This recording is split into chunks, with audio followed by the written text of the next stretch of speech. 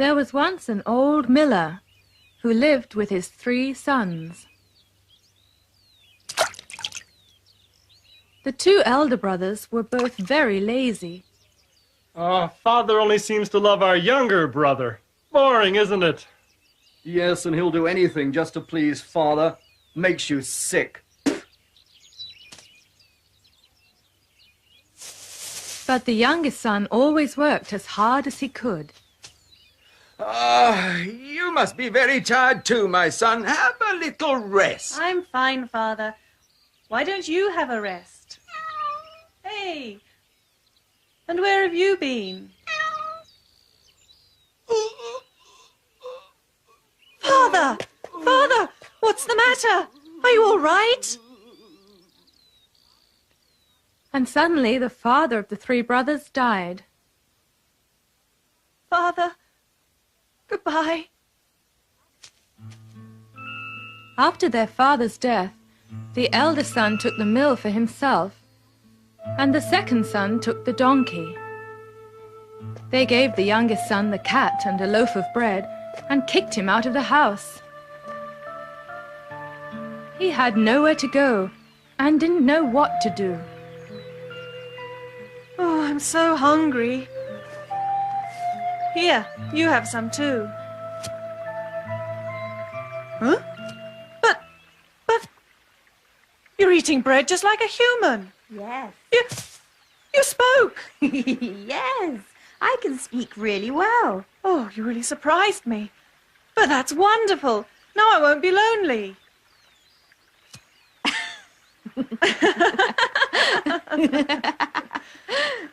But anyway, what are we going to do? Oh, don't worry. Huh? Just you leave everything to me. You've been very nice to me, so now it's time to pay you back. But how? Well, please lend me your bag and your boots. Huh? And your handkerchief as well.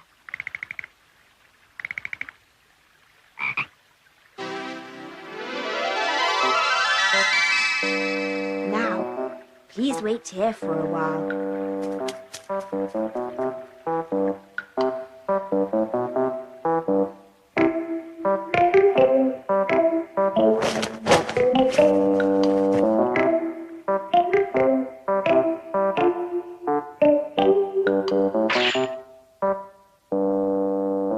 And Puss in Boots took the rabbit to the king's castle.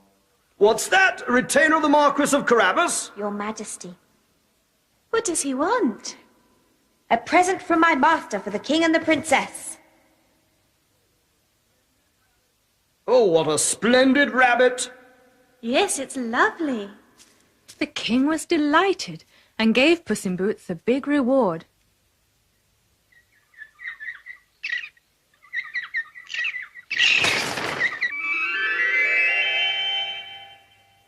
Oh, another present from the Marquis of Carabas. Well, thank you very much.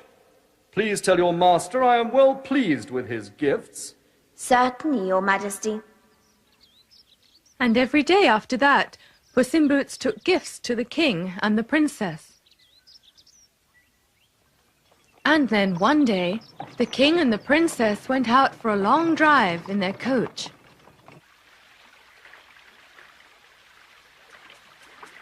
Come on, quickly. What? Get your clothes off and jump in the river.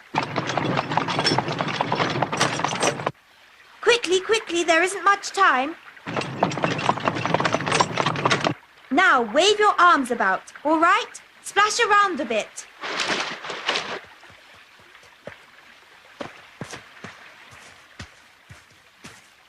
Right, now we're ready. Help, help, stop! Whoa! What's going on? Oh, Your Majesty, please help. My master is drowning.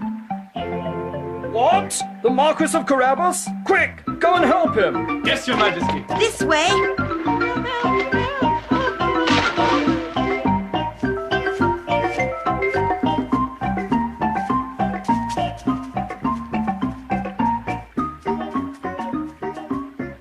Puss in Boots explained to the king that someone had stolen his master's clothes while he was in the water.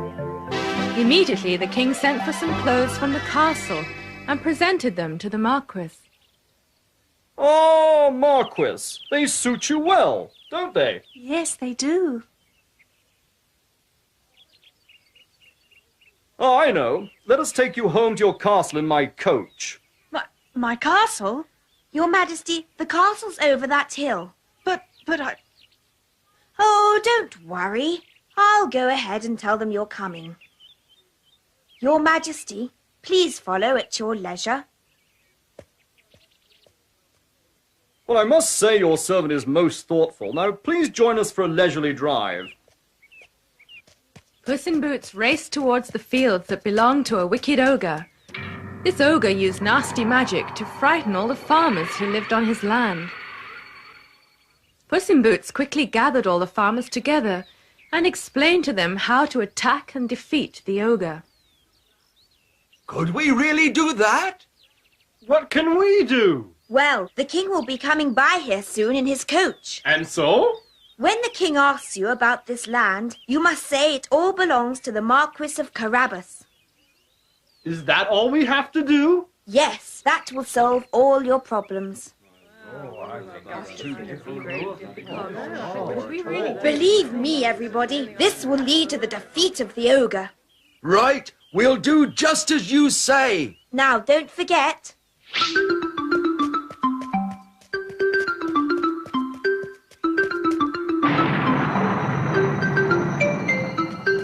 Ah, so that's the ogre's castle. Right.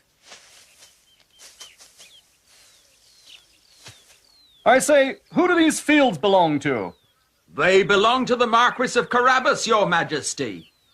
The king was very surprised to hear that so much land belonged to the Marquis.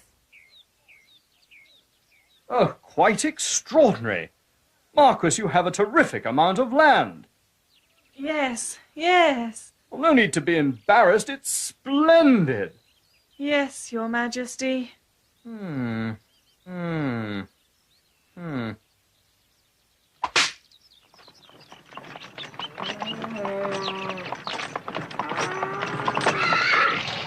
I say, who owns this farm?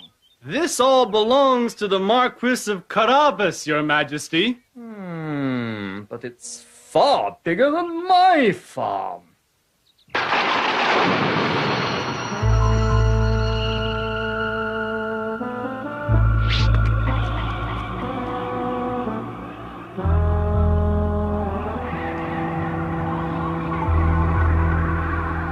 Oh, and who might you be?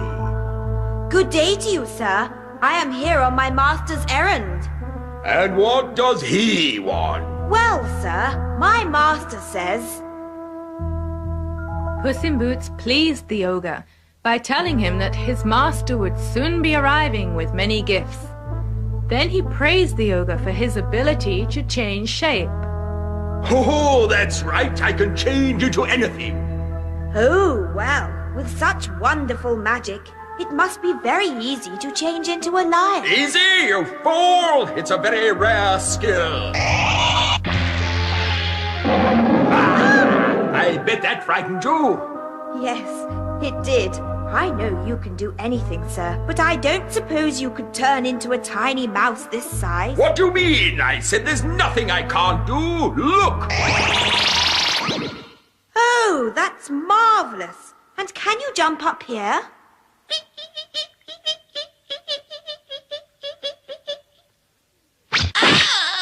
Puss in Boots quickly ate up the mouse, and that was the end of the ogre.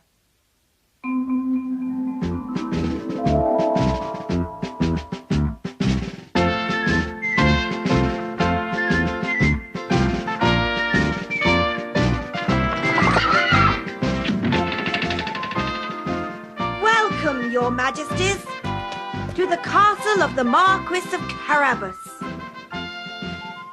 Oh, what a magnificent castle.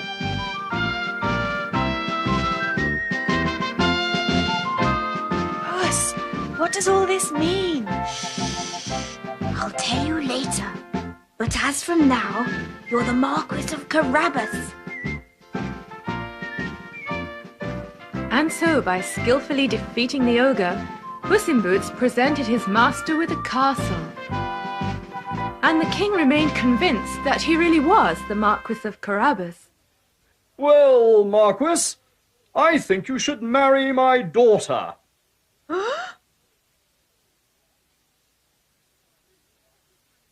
The princess as my wife? That's right. Well, of course, if only she agrees. Hurrah!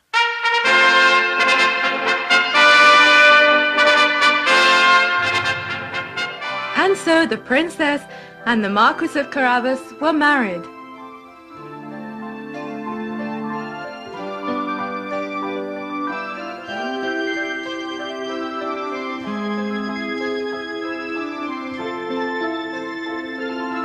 And all the people were delighted that the kind Marquis of Carabas was now their master.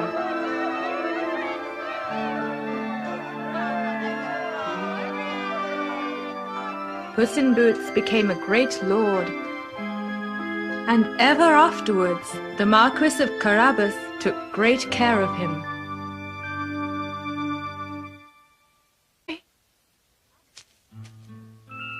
After their father's death, the elder son took the mill for himself, and the second son took the donkey.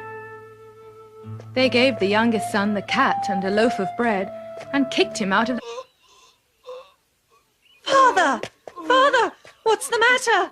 Are you all right? And suddenly the father of the three brothers died. Father, goodbye. Only seems to love our younger brother. Boring, isn't it? Yes, and he'll do anything just to please father. Makes you sick. But the youngest son always worked as hard as he could. You must be very tired too, my son. Have a little rest. I'm fine, Father. Why don't you have a rest? Hey! And where have you been?